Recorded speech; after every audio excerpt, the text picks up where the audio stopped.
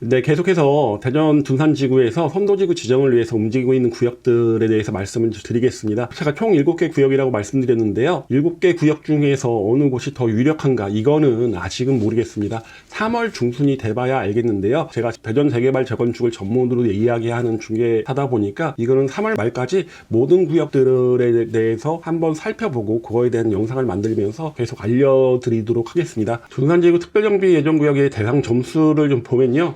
요 자료는 GLENG라고 하는 이 정비업체에서 나온 자료를 좀 참조했습니다. 지금 세대수가 가장 많은 곳은 샘머리 1, 2단지, 꿈나무, 둔산, 은초롱 5단지가 모인 곳이 5,440세대로 가장 많습니다. 그 다음에 많은 곳이 가람 국가청솔 5,150세대인데요. 좀 이따 늘어나는 세대수도 말씀을 드릴 건데요. 전체적으로 보면은 단지마다 특성이 다르기 때문에 증가되는 세대수, 그 사업성과 좀 연결이 될 수밖에 없죠. 요것들이 좀 틀리다고 보시면 되고, 지금 GLENG 자료를 바탕으로 보면 동의율을 제외한 점수가 가장 높은 곳은 3구역 다무와 하나로 전원 진달래가 가장 높았고요. 그 다음에 높은 곳이 가람국화 청솔이 높았습니다. 그 다음에 샘머리 1, 2단지, 꿈나무 등지, 은초롱이 높았습니다. 근데 가장 높은 곳과 가장 낮은 곳의 점수 차이가 그렇게 크지 않습니다. 한 8점 정도 나다 보니까 동의율 한 7% 정도에 만회할 수 있는 점수 차이라고 보시면 될 것 같습니다. 동의율에 따른 주민 배점을 좀 보면 70% 받은 곳이 34점인데 80% 받은 곳이 46점, 12점이 올라갑니다. 90%를 받게 되면 또 12점이 올라서 58점. 이러다 보니까 주민 동의율이 굉장히 중요하고, 빠른 동의를 해야지 이 구역들이 이번 선도지구의 지정을 노릴지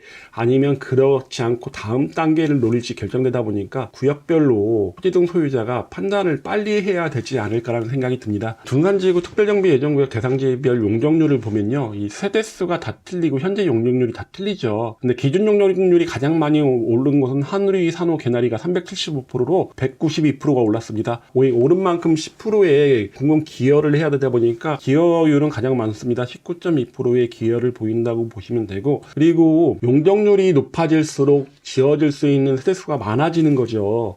그러면 지금 기준 용적률은 거의 3종 일반 주거지역 같은 경우는 363%로 비슷합니다. 근데 기존에 갖고 있던 용적률이 높은 곳들은 올라가는 용적률의 양이 좀 적을 수밖에 없는데요. 그러면 최대로 높였을 때 보면요, 최대로 높이게 되면 이 2구간, 이게 1구간이라고 보면 이제 2구간에서는 공공기여율이 높습니다. 41%의 공공기여를 하다 보니까 보통 35.67%를 올리는데요.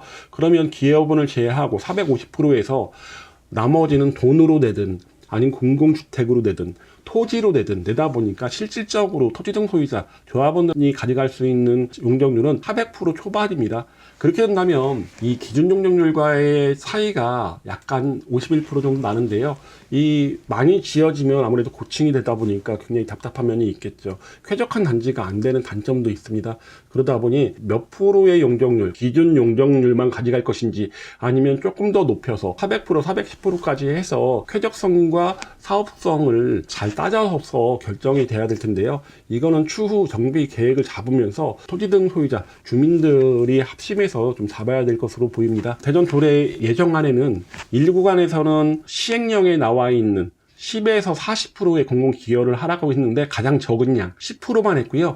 이 구간에서는 40% 초과 70% 이하에서 결정을 하라고 했는데 이것도 가장 작은 용량 41%로 결정이 됐습니다. 그러다 보니 행정적으로는 시행령에서 나온 것 중에 가장 적은 양을 넣었다고 보시면 되는데요. 가람국화 청소를 예로 들어보면 230%에서 기준 용적률 363%까지 가게 되면 기여율은 10%고 기여율을 뺀 나머지 용적률은 343%입니다. 근데 450% 최대까지 간다고 하면 한 401% 정도 된다고 보시면 되다 보니까 이게 어떻게 하는 게 가장 좋은가, 여기서 멈출지 좀 더 지나가야 될지는 토지등 소유자, 구분 소유자분들이 상의를 해서 결정을 해야 되지 않을까 싶습니다. 이번에 대전광역시에서는 늘어나는 주택량도 이번에 나왔습니다. 어떤 식으로 나왔냐면요, 대전에서 분양됐던 공동주택의 평형별 배분을 봤더니 가장 많이 건설되는 건 60에서 85제곱미터로 63.4%가, 그리고 60제곱미터 요거 같은 경우는 5구겠죠. 32.4%가. 그리고 8호 초과분이 4.2% 정도를 차지했다고 계산이 됐고요. 그래서 이 비율로 늘어난 용적률을 74나 84를 기준으로 한다면 요평형은 63% 정도를 지어, 그리고 5구를 기준으로 한다면 요거는 32.4%만 지어, 그리고 8호 초과분은 4.2%만 지어, 요렇게 해서 나온 세대수를 요번에 대전시에서 발표를 한 겁니다. 그러다 보니 현재 소형 평수가 많은 곳들, 수원, 상록, 산하로 한가람이 그렇게 되겠죠. 대형 평수가 없는 곳들, 여러 가지 아파트들이 쭉 있는데요. 이런 곳들에서 늘어나는 세대수가 많지가 않은 겁니다. 100% 사업성과 연관 지을 수는 없지만 어느 정도 사업성과 연관 지을 수밖에 없는 부분도 있는 게, 현재 토지등 소유자가 많은 곳들은 아무래도 사업성이 좀 떨어질 수밖에 없는 건 당연한 것으로 보이는데요. 둔산지구 특별정비 예정구역의 증가 세대수하고 수익을 좀 한번 제가 따져봤는데, 강변상하 초원 상록수 같은 경우는 3,899세대가 1,613세대 늘어나서 총 41.37%가 늘었습니다. 한아름과 무궁화 같은 경우는 거의 대형 평수로 이루어졌다 보니까 1,410세대가 2,970세대로 1,560세대, 110%가 늘었습니다. 이런 곳이 사업성이 굉장히 좋겠죠. 한가람 한양 공작 같은 경우가 2,454세대가 964세대가 늘어서 3,418세대가 되는데요. 늘어나는 양이 굉장히 적죠. 39.28%. 그리고 하누리, 산호, 개나리 같은 경우는 2종 일반 주거 지역인데도 시설정비용으로 지정받아서 1618세대가 1411세대가 늘어서 3029세대가 됐습니다. 이거는 아까 말씀드린 대로 대전시에서 파악한 60제곱미터에서 8호제곱미터를 63%, 그리고 60제곱미터 미만은 32%, 이렇게 해서 나온 양이다 보니까 이거는 정비 계획을 잡을 때 만약에 소형 평수를 더 많이 넣게 되면 세대수는 많이 증가되겠죠. 대형 평수를 넣게 되면 세대수는 또 줄어든다고 보시면 되고요. 이렇게 해서 조합원들이 가져가는 거 외에 나머지를 일반 분양했을 때 입지마다 다르고 평형마다 틀리긴 했지만은 그냥 비교를 간단하게 하기 위해서 세대당 10억 정도를 잡았을 때 이게 수익입니다. 수익이 가장 많이 예상되는 곳은 가람국과 청솔로 5조 1천억 원 정도가 예상됐고요. 가장 적게 예상되는 데가 은하수 노건이었습니다. 여기가 2종 일반 주거지역이다 보니까 아무래도 수익이 적을 수밖에 없죠. 그리고 이 수익은 우리 조합원이 다 가져가는 게 아니라 공공기여를 해야 되죠. 이 표는 기준 용적률만 잡아서 계산을 했기 때문에 그 이 구간 만약에 늘어나게 되면 이 방식은 좀 틀리다고 보시면 되는데, 약간의 기준점이라고 보시면 될 것 같습니다. 공공기여를 해야 되고, 이 납부액 금액이 쭉 있습니다. 1구역 강변상하 초원 상록수 같은 경우는 도로로, 한아름 무궁화도 도로로, 그리고 햇님 한마루 도로로, 가람국화 청솔도 도로로 기반시설을 납부하는 경우가 있고요. 그리고 나머지 공원으로, 다무와 하나로 전원 진달래는 공원, 항실 누리 공원, 파란색으로 칠해져 있는 것들은 이제 공원으로 납부를 하고, 이 납부한 금액 빼고 수익에서 이 공공기여를 한 금액을 빼서 이제 순수익이 나왔는데, 요거를 세대별 공사비하고 뭐 추가 분담까지는 예상을 하고는 있는데, 이게 정확하지 않고 말이 많을 것 같다 보니까 제가 이거는 오픈하지 않겠습니다. 대신 이건 있는 것 같습니다. 이걸로 사업성이 뭐 많이 안 좋다, 많이 좋다, 뭐 이렇게 판가름하는 기준은 절대 아니라고 보시면 되고, 어떤 평형을 어떤 타입으로 건설을 하느냐, 이런 거에 따라 갖고 사업성은 또 많이 달라질 수 있는데요. 약간의 기준점을 제가 파악하기 위해서 잡은 거다 보니까, 그리고 요 자료, 완공후 세대수 자료도 제가 한 게 아니라 대전시에서 나온 자료를 참고했다 보니까 여러 구역분들의 입맛에 맞지 않을 수는 있는데요.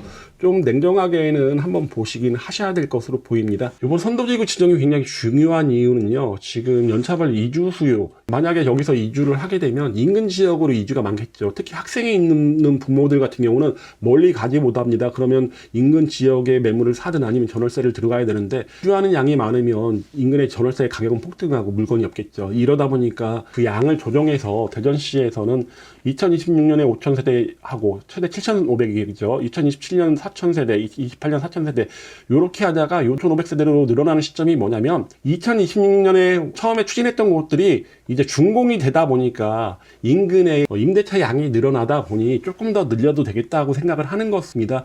그러다 보니 2027년부터 30년까지는 양은 많이 줄어들게 되다 보니, 지금 만약에 지정이 안 된다고 한다면 경쟁력이 더 많이 높아지겠죠. 그러다 보니 이런 것 것들 때문에 지금 선도지구 지정은 굉장히 좀 중요하지 않을까 싶습니다. 최소 1개 단지에서 3개 단지가 결합이 돼서 선도지구로 지정이 될 것 같은데요. 강변상하, 초원, 상록수가 세대수가 많다 보니까 2개 단지까지밖에 결합이 안 됩니다.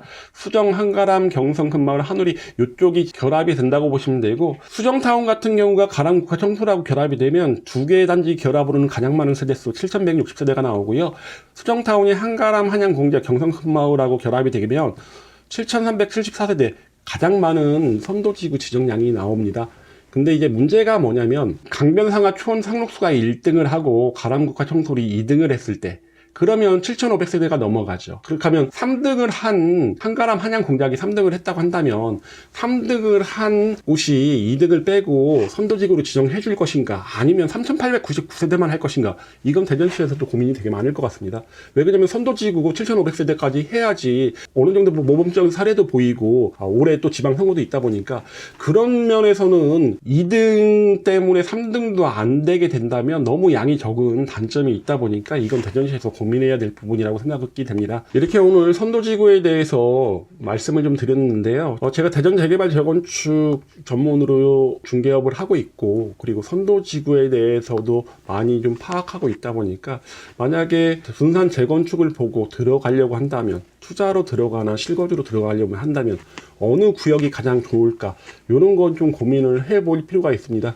어떤 구역이 단순히 사업성만 좋아서 들어갔는데 이쪽에서 특별적 정비구역 지정을 위해서 동의를 받고 있지 않다면 그건 물거품이 되는 거겠죠. 그런 면에서 어느 구역을 투자를 하더라도 많은 상담이 필요한데요. 그런 상담이 필요하시면 위에 보이는 전화번호로 연락 주시면 제가 상담을 해드리겠습니다.